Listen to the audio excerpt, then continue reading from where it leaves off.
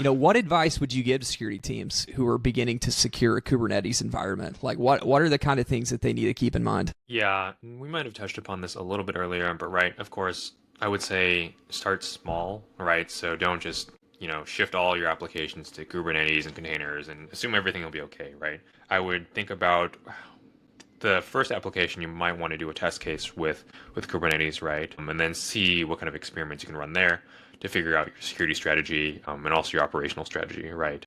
And within that small experiment, initially, of course, focus on visibility, right? And like we talked about, making sure you understand what's going on, you can diagnose the issues, and refine from there.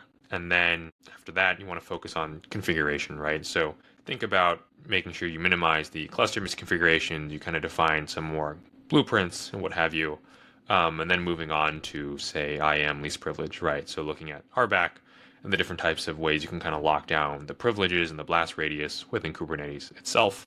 And then finally, looking more at the cluster-specific privileges, right? So security context, seccomp, emissions controller, and trying to create those layers of defense, and then just experiment with that small deployment before slowly rolling out and seeing from that experience how you can deploy it across the rest of your organization.